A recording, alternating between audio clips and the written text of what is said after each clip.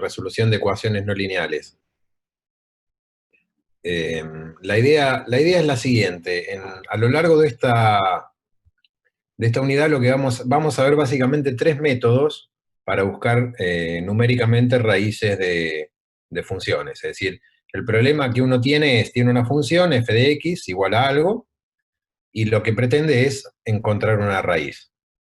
Cuando las funciones son fáciles, bueno, no hay ningún problema. Por ejemplo, si uno tiene una lineal o una cuadrática, no hace falta ahondar demasiado, porque todo el mundo lo sabe resolver. Pero cuando uno tiene una ecuación no lineal o una función más fea, digamos, recurre a los métodos numéricos. Entonces, antes de arrancar con el primer método, vamos a recordar un teorema de existencia de raíces, y es un teorema muy fácil que ustedes deben haber visto en Análisis 1, que es el teorema de Bolzano. El teorema de Bolzano básicamente lo que dice es que si uno tiene una función continua definida en un intervalo y que en los dos puntos del intervalo vale cosas de distintos signos, por eso está este producto negativo, entonces por lo menos la función en el intervalo tiene alguna raíz. Este teorema lo que garantiza es la existencia de por lo menos una raíz, pero no dice ni cómo hallarlo ni cuántas raíces tiene. Podría tener hasta infinitas raíces, podría tener. Pero, en fin, en el método de bisección lo que vamos a hacer es basarnos en el teorema de Bolzano. Entonces la idea de este método es muy sencilla. Supónganse que ustedes tienen una función que está definida de AB en R, y que en f de A vale positivo y en f de B negativo, o al revés, eso es lo mismo. Para el caso es lo mismo.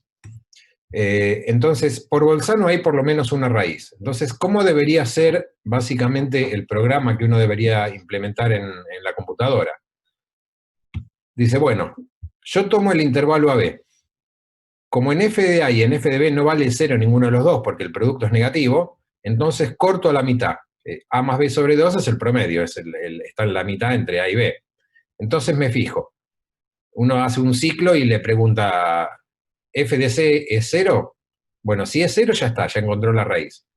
Eso tendría que tener uno mucha suerte para justo pegarle, que esté justo en la mitad.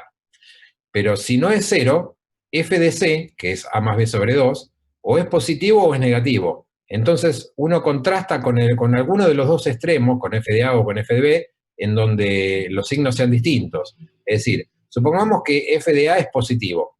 Si f de C es negativo, en el intervalo AC tiene que haber una raíz. Y si f de C es negativo o positivo y f de B es negativo, en el intervalo BC CB tiene que tener una raíz. Bueno, entonces supongamos que la raíz está en el intervalo AC, vuelve a hacer lo mismo, toma el intervalo AB y lo separa a la mitad. Entonces de vuelta hace lo mismo, se queda con el intervalito en el cual se satisfaga el teorema de Bolzano. Y el otro lo tira.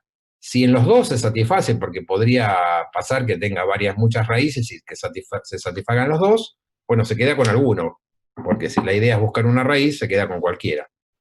Entonces ese intervalo lo vuelve a dividir a la mitad, y a la mitad, y a la mitad, y a la mitad. Este método se llama método de bisección justamente por eso, porque lo que uno va haciendo va biseccionando el intervalo original. Entonces fíjense que el intervalo original tenía longitud b menos a. El segundo va a tener, la longitud del segundo va a ser la mitad de b menos a. El tercero va a ser la cuarta parte de b menos a.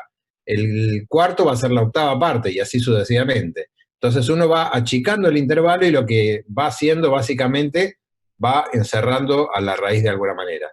Entonces uno podría decirle a la máquina que, bueno, si quiere que el error sea menor que tanto, que haga una determinada cantidad de pasos. Es decir, lo que estamos haciendo, así se va generando una sucesión. Fíjense, el primer x1 es el a más b sobre 2, es la mitad del intervalo original. Ahora, a este intervalo uno lo vuelve a dividir a la mitad y se consigue un x2. Al que le quedó le vuelve a dividir a la mitad y se consigue un x3. De esta manera, b1 menos a1 es b menos a sobre 2. b2 menos a2 es lo que les decía antes, es la cuarta parte del original. Y en general, cuando uno hizo n pasos, la longitud del intervalo ANBN es BN menos AN, que es B menos A sobre 2 a la N.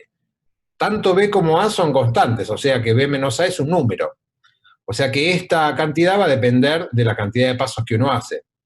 Ahora fíjense que los AES, si uno separa en los extremos inferiores de los intervalitos que va construyendo, el A original es el extremo de la izquierda del intervalo. Cuando uno cortó, se queda con un nuevo A, que eventualmente podría llegar a ser el mismo, pero seguro que va a ser mayor o igual que el anterior.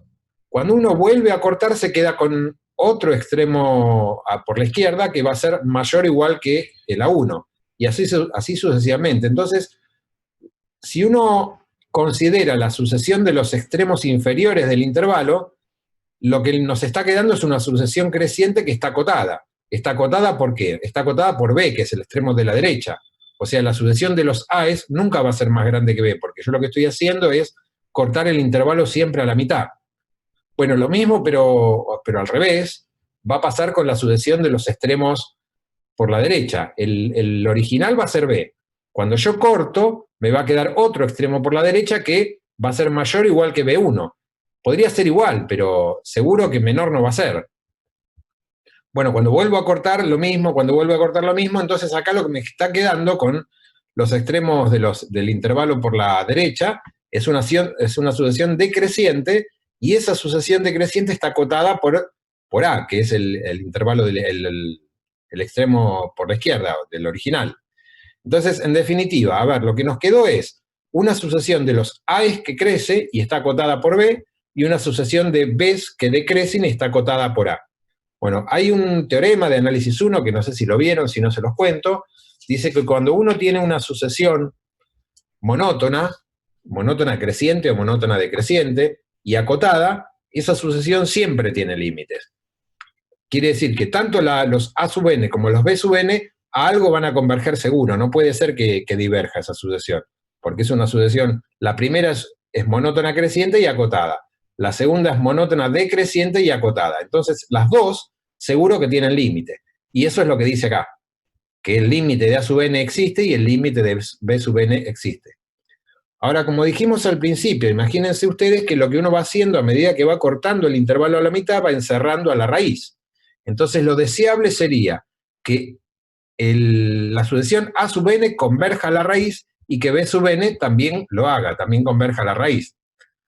Ahora, si uno mira esto que está acá, B sub n menos A sub n, eso es lo mismo que B menos A dividido 2 a la n. Entonces, el módulo de esta resta, que es a su vez el módulo de esto, pero como todo es positivo, el módulo uno lo puede sacar. Fíjense que B sub n menos A sub n va a ser menor o igual que B menos A sobre 2 a la n. Y si yo hago muchos pasos, es decir, cuando n tiende a infinito, esto se va a ir a cero, porque arriba me va a quedar un número y abajo me va a quedar una exponencial. Entonces, la longitud del intervalo enésimo, lo que dice este renglón es básicamente que la longitud del enésimo intervalo va tendiendo a cero, cuando n tiende a infinito. Ahora lo que faltaría ver es lo que les dije antes. Uno quisiese que tanto la sucesión A sub n como la sucesión B sub n converjan a la raíz. Recuerden que la sucesión A sub n era la de los límites por la izquierda de los intervalitos nuevos, y la sucesión de los B sub n era los límites por la derecha de los intervalitos nuevos. Entonces, esas dos con paredes, para decirlo de alguna manera, se van achicando. Lo que uno quiere es que eso vaya encerrando la raíz y que tienda en el límite, cuando n tiende a infinito, que ya eso vaya a parar a R. Bueno, pero en cada paso, fíjense que ustedes aplicaron el teorema de Bolzano. El teorema de Bolzano, que decía que la función en los límites del intervalo, en los extremos del intervalo, era menor o igual que cero. Entonces, tomando límite, lo que va a pasar, y acá hay un tecnicismo, acá dice, usando que f es continua. Discutamos 2 minutitos esto. Ustedes habrán visto la definición de continuidad, la conocida epsilon delta, que para todo epsilon positivo existe un delta positivo tal que todo eso. Otra manera equivalente de definir la continuidad es lo que se llama el método subsecuencial, es decir, una función es continua si y solo si cada vez que una sucesión converge, f de la sucesión converge también a f del límite. Entonces, usando la continuidad, que la teníamos por hipótesis, porque para poder aplicar Bolzano necesitamos la continuidad, lo que nos va a quedar es que esta cosa va a tender a f de r al cuadrado. Pero Una cosa al cuadrado no puede ser menor o igual que 0. Entonces la única chance es que f de r sea 0. ¿Está bien? Bueno, entonces, en este paso, en toda esta deducción, básicamente, desde que arrancamos acá de dividir el intervalo, mirar estas sucesiones, ver que los límites van a parar a R, lo que hicimos fue básicamente demostrar el teoremita este que está acá. Es decir, si uno tiene una función continua de A en R, que en los extremos del intervalo vale cosas de distinto signo, entonces el método de bisección me va generando una sucesión xn de manera que pasan estas dos cosas. La sucesión va a converger a la raíz y además el error que se va cometiendo en cada paso está acotado por b menos a sobre 2 a la n. Es decir, la clase la podríamos haber arrancado al revés. Podríamos haber dicho, bueno, vamos a plantear este teorema y la demostración hubiese sido justamente esta carilla que está acá. En todo caso, después mírenla, o si no me preguntan por mail o por el grupo, no hay problema si alguien se perdió. Pero básicamente la idea que debe quedar de todo esto, de lo que hablamos hasta acá, es ¿en qué consiste el método de bisección? Bueno, el método de bisección consiste en mirar los extremos del intervalo. Si la función en un extremo es positivo y en la otra es negativo, por lo menos una raíz tiene que tener. Entonces corto la mitad y me quedo con el intervalo donde sí se cumpla Bolzano y vuelvo a cortar a la mitad. Y así sucesivamente. Eso lo hago muchas veces y lo que va a pasar es que voy a estar cada vez más cerquita de la raíz. Eso es esencialmente lo que dice este teorema, no es más que eso. Entonces, un ejemplo de la aplicación de Bolzano podría ser si uno quiere calcular la raíz de 2. Ustedes saben que la raíz de 2 es un número irracional, que los números irracionales después de la coma tienen infinitos dígitos no periódicos. Entonces, queremos aproximar la raíz de 2 utilizando el método de bisección. Bueno, ¿qué era lo que yo necesitaba esencialmente para hacer bisección? Bueno, necesitaba tener una función y buscarle una raíz en un intervalo, ¿no es cierto? Entonces, acá no me la están dando la función, yo me tengo que construir la función. Bueno, pero el candidato a función, fíjense que es x cuadrado menos 2, porque la raíz de 2 es un 0 de esta función. La raíz de 2 al cuadrado es 2, menos 2 da 0. Y ahora necesito un intervalito, es decir, necesito un intervalito donde esta función sea en un extremo positiva y en el otro negativo. Bueno, pero el intervalo 1, 3 funciona, porque si uno hace f de 1 da menos 1, y si uno hace f de 3 da 9 menos 2, 7. Quiere decir que en 1 da negativo y en 3 da positivo. Con lo cual, bueno, y además necesitaba que esta función sea continua, pero esto es un polinomio, y los polinomios son todos continuos. Entonces, uno ya tiene todos los ingredientes para aplicar el método de bisección. Entonces, el intervalo era el 1, 3. Fíjense, el primer x que se generan es el que está en la mitad, o sea, el 2. Entonces, se fija uno, f de x1, o sea, f de 2, ¿cuánto da? Da 4 menos 2, 2. Es positivo.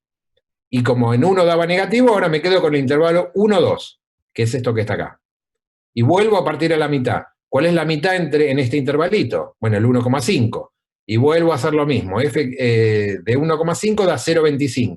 Entonces ahora me quedo con el intervalo 1,1,5. Y me quedo con la mitad. La mitad es 1,25. Y así sucesivamente. Fíjense que si hacen eso 8 veces, van a llegar a este numerito que está acá, que no es la raíz de 2 exactamente, pero ya se empieza a parecer bastante. ¿Sí? Porque la raíz de 2 es 1,4142 y sigue. Acá tenemos 41, 40. O sea, en el cuarto decimal falla, porque tendría que haber un 2. Pero bueno, si uno lo sigue iterando este proceso, esto por supuesto lo hace la computadora. Bueno, en algún momento va a llegar a conseguir el cuarto decimal exacto, digamos, ¿no? Después de la coma. Entonces, básicamente, ¿qué puede decir uno acerca de bisección? O sea, ¿cuáles son las hipótesis que yo necesito para aplicar bisección? Lo único que necesito es una función, bueno, que sea positiva en un extremo, negativa en el otro, pero lo que necesito básicamente es que la función sea continua. Lo único que le tengo que pedir a la función es continuidad, nada más. Eso es muy poco, porque podría uno necesitar también que la función fuese derivable. Ser derivable es más que ser continuo, ¿no? Porque si una función es derivable, es continua seguro, pero si es continua no necesariamente es derivable. ejemplo clásico, el módulo en el cero, ¿no? Entonces, acá a esto le estamos pidiendo muy poquito, y el teoremita que demostramos antes, este teorema que probamos acá, lo que nos está diciendo es, mire, si usted tiene una función continua y en estas condiciones, seguro que su método va a converger.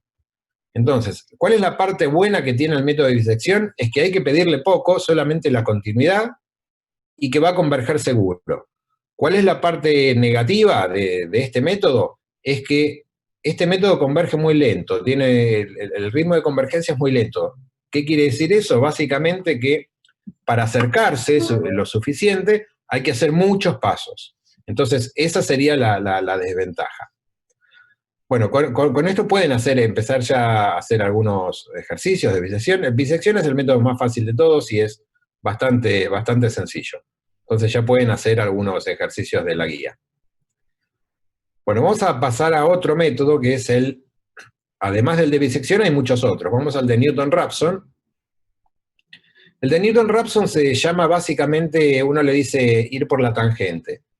Antes de esta página, permítanme mostrarles el dibujito que está acá. ¿Cómo trabaja esencialmente el método de Newton-Raphson? De vuelta, acá lo queremos hacer exactamente lo mismo que antes. El objetivo es buscar raíces de funciones. Entonces, supónganse que tienen esta función que está dibujada acá. Entonces uno no tiene ni idea dónde está la raíz. Entonces dice, bueno, yo me paro acá. A este tipo lo llamo x0. Con este x0 subo hasta el grafiquito de la función, trazo la tangente, y donde corta lo llamo x1. Con este x1 subo hasta la función, trazo la tangente, y donde lo corta el eje lo llamo x2. Y acá seguiría, ¿no? Subo hasta la función, trazo la tangente, y al puntito de corte lo llamo x3. Fíjense que en este caso tengo el x0, el x1, el x2, eso se va acercando a este puntito que está acá, que es la raíz. Por eso se llama ir por la tangente, porque uno sube hasta la función, traza la tangente y se fija dónde corta. Ahora bien, ¿cómo sería eso analíticamente? Yo tengo una función, fíjense acá ya se ve algo distinto respecto al método anterior, y es que la función tiene que ser derivable, porque tengo que poder escribir a la recta tangente, y eso eso me va a obligar a tener la derivada en los xy's, ¿sí? En x0, en x1. Entonces ya de movida a la función le estoy pidiendo más que antes, porque en bisección yo lo único que pedí era continuidad. Acá ya tengo que ser más fino, le tengo que pedir que la función además sea derivable. Entonces, si es derivable en el x0, escribo la ecuación de la recta tangente, que no sé si se la acuerdan, pero es esta que está acá. O dicho de otra manera, si lo quieren ver de otra forma, que es lo mismo, el polinomio de Taylor de orden 1, ¿no es cierto? Es f de x0 más la derivada en x0 por x1 menos x0. Esto lo igualo a 0, y de acá voy a despejar el x1. ¿Cómo hago para despejar el x1? Bueno, esto lo paso restando de este lado, la derivada la paso dividiendo, y este tipo lo paso sumando, el x0 lo paso sumando. Entonces, acá no está hecha la cuenta, pero me va a quedar que el x1 es menos f de x0 sobre la derivada en x0 más el x0. No sé si se entendió algo o los confundí más. En general, cuando uno ya llegó al punto enésimo, ¿cómo hace para buscar el punto enésimo más 1? Bueno, fíjense que es la misma idea que acá. Cambio el x0 por el xn y el x1 por el xn más 1. De acá despejo, el f de xn va restando, f' en x0 va dividiendo, y el xn va sumando. Entonces me va a quedar que xn más 1 es xn menos la función en xn sobre la derivada en xn. Y eso es, supongo que acá está, eso es exactamente la fórmula del método de Newton-Raphson, esta que está acá. Es decir, esto que está acá,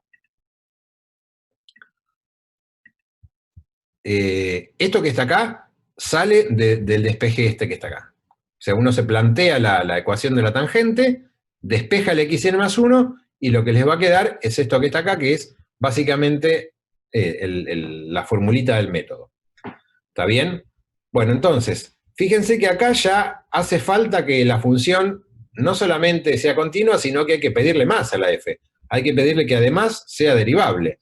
Y además, que en los puntitos estos, fíjense que no se anule, porque si yo llego a caer en un xn donde la derivada vale 0, no puedo hacer esta cuenta porque estaría dividiendo por 0. Entonces ya hay varias cosas para pedirle, varias cosas diferentes respecto del anterior. Esto de que la derivada sea distinto de cero tiene una idea gráfica, no sé en qué página está, pero acá.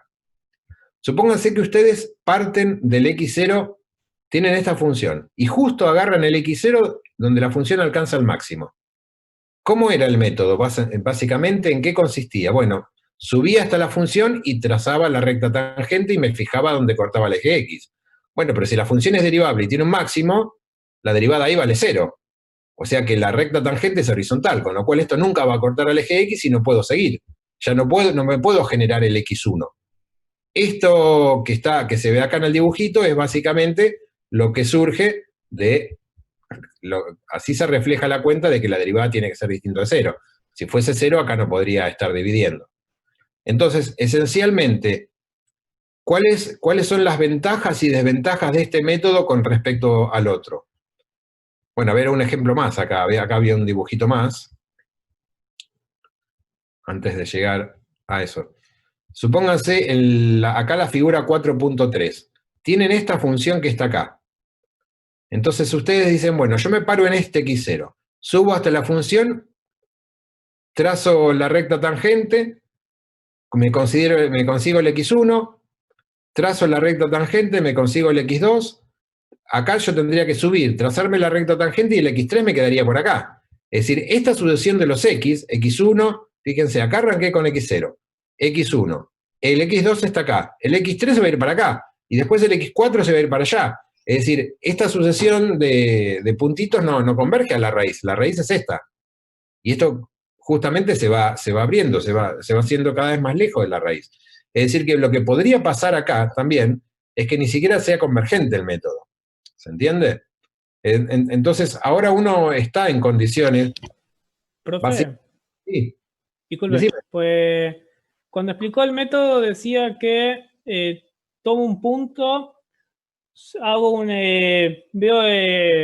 subo hasta la función, le Sí. tomo la tangente y donde corta el eje, ahí tomo otro punto. Acá volvió a tocar la función para tomar el siguiente punto.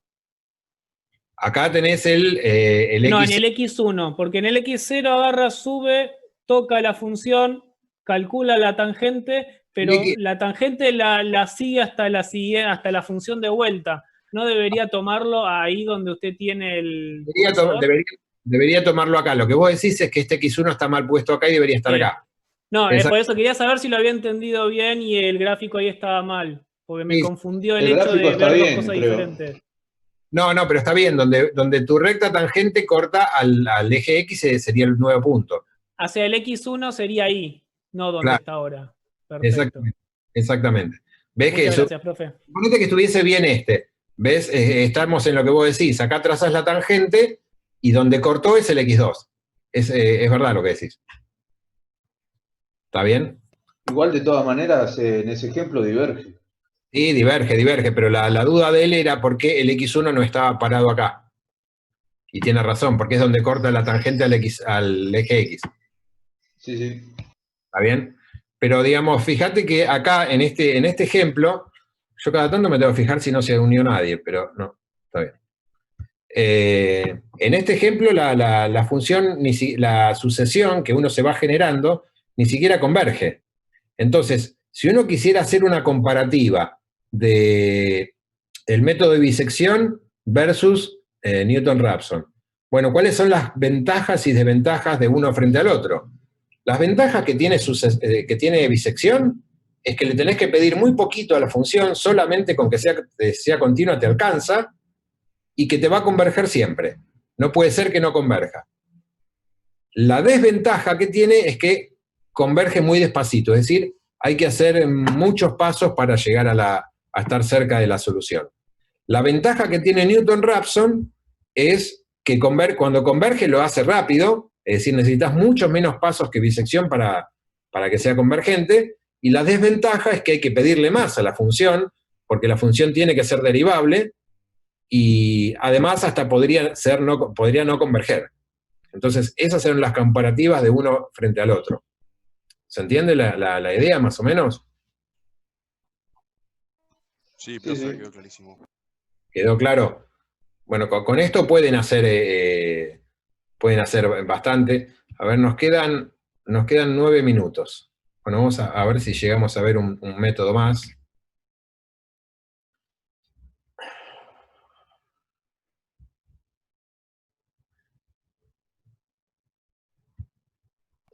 Profe, ¿no queda el método regula falsi? Sí, ese lo pasamos, después lo vemos. Pero me interesaba más que vean estos tres. Bueno, hasta ahora vimos dos, pero les quería dar un paneo para que puedan ir haciendo algunos ejercicios. No me acuerdo si en la guía les puse de regula falsi. Me parece que no, pero no me acuerdo. Creo que no, ¿eh? Sí, me parece que no lo puse. Pero, a ver, quería ver el otro método, no lo encuentro ahora. Acá está. El último método, que es el que vamos a ver acá, que es el método de punto fijo. Bueno, no sé si contarlo o quieren con esto ya ir haciendo ejercicios y este lo dejamos para la próxima, como ustedes quieran. Díganme ustedes. Porque si lo contamos nos vamos a tener que conectar de vuelta, pues no llego ni loco en 6 minutos, en 5 minutos. Y para práctica tenemos, creo, unos cuantos. Sí, dejémoslo para la próxima. Bueno, entonces dejémoslo para la próxima porque o tengo que ir corriendo, no van a entender nada y encima nos vamos a tener que conectar de vuelta. Entonces, básicamente, digamos, para cerrar lo de hoy, a ver, vamos a volver hasta... Bueno, básicamente lo que hicimos fue bisección, que es el más fácil de todos, y básicamente si ustedes se lo dibujan, van a ver que es una pavada el método, porque es dividir a la mitad, siempre dividir, dividir, dividir, dividir. Y después, un método un poquitito más potente que vimos es el de Newton-Raphson. El de Newton-Raphson es esencialmente, si uno quiere tener una idea así geométrica de lo que está haciendo, es ir por la tangente. Agarra cualquier puntito y sube hasta la función donde corta, ahí es el nuevo puntito. Sube hasta la función donde corta, ahí es el nuevo puntito. Y la comparativa genérica es lo que dijimos antes. Cada uno tiene ventajas y desventajas. La ventaja de bisección es que hay que pedir poco y converge siempre. La desventaja es que converge pero lento, muy despacito. Y Newton-Raphson, la ventaja que tiene es que cuando converge lo hace muy rápido, pero la desventaja es que a la función hay que pedirle más cosas porque hay que pedirle derivabilidad y aparte podría hasta no converger. ¿Ese punto que agarré tiene alguna condición? Bueno, en el de Newton-Raphson, sí. El que no es en realidad el que más te guste. Bueno, ahí después la clase que viene, por eso mejor dejemos acá, pero la clase que viene vamos a ver cómo acotar para saber, digamos, si vos tomás el método en tal intervalo, te garantizás la convergencia. Pero esos son teoremas que deben venir después. No lo revisé acá en el apunte, pero seguramente en la clase que viene lo charlamos. Este es el error, y acá tiene que haber algún teorema de existencia. Acá está. Este es el teorema de convergencia. No es el que más te guste.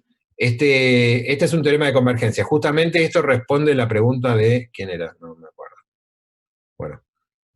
Que si vos tenés... Si R es una raíz y el intervalo es R menos alfa, R más alfa, un intervalo donde la derivada sea mayor o igual que un positivo y la segunda derivada esté acotada por una constante, entonces hay un épsilon tal que si vos te fijás, te mirás, te parás en este intervalito, el error va a estar mayorado por esta expresión que está acá. Pero eso ya dejémoslo para la próxima. Si la próxima hablamos un poquitito del error, que es esto que está acá, esto es hacer Taylor, no es muy difícil. ¿Ven? Esto que está acá es hacer Taylor, hasta el orden 2, este es el resto de Taylor. Entonces lo que nos quedaría en la clase próxima es hablar un poquitito del error de Newton-Raphson y hablar de un teorema de convergencia, que es el que les acabo de mostrar, que es básicamente lo que dice es en qué intervalo te tenés que mover para, si vos arrancás en ese intervalo, garantizar la convergencia.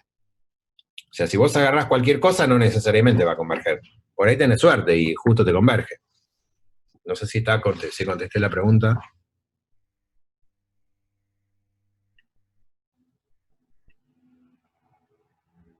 Eso es lo que había preguntado Alexis. Así todos se pueden encarar los ejercicios. Sí, totalmente. Totalmente. Así todo podés encarar los ejercicios, porque no me acuerdo si puse ejercicios donde tengas que jugar con el teorema de la convergencia. Pero igualmente lo vamos a comentar. La próxima sí queda el tema bien cerrado. O sea que la clase que viene lo que nos quedaría por hacer es hablar un poquitito del error de Newton-Raphson, comentar ese teorema de convergencia, aunque sea sin demostrarlo, pero si quieren vayan leyéndolo y la clase que viene lo discutimos. Y después hablar de un método más general, que se llama método de punto fijo. El método de punto fijo engloba al de Newton-Raphson, es decir, Newton-Raphson es un caso particular del método de punto fijo, y bueno, ahí sí vamos a tener que probar 2 teoremitas por lo menos, para ver cuándo una función tiene un punto fijo y bajo qué condiciones ese punto fijo es único. Pero eso ya dejémoslo para la próxima, porque me parece que si no va a ser demasiada información. No sé qué les parece. Sí. Me parece bien. Así al menos van jugando con esto y estos son formulitas nada más, no hay mucho, no tiene mucha magia, digamos. Y la clase que viene hacemos un poquitito, cosas un poco más técnicas. Bueno, acá hoy probamos un teorema. El teorema del método de disección. Así que, no sé, ¿tienen dudas? ¿Se entendió? ¿No se entendió? Porque yo con esto no sé si la gente entiende o no, porque como uno no le ve la cara a los alumnos, no sabe si el alumno está entendiendo, si no entiende, si yo voy rápido, despacio. Profe, una pregunta. Ahí en el práctico, justo en el primer ejercicio de disección, dice calcular la raíz de 2 y, bueno, la función, ¿qué función utilizo? ¿O una que se me ocurre a mí? No, no aparece nada acá. Claro, bueno, pero fíjate acá, mira, es la raíz de 2, puse raíz de 2, entonces puse justo el ejemplo que estaba acá. La función te la tenés vos te tenés que dar cuenta qué función buscar. Tenés que buscar una función que sea continua, que tenga a este número como raíz. Entonces, en este caso, la función a usar es x² menos 2. Si vos Claro. te hubiesen dicho raíz de 7, y bueno, ¿qué hubieras buscado?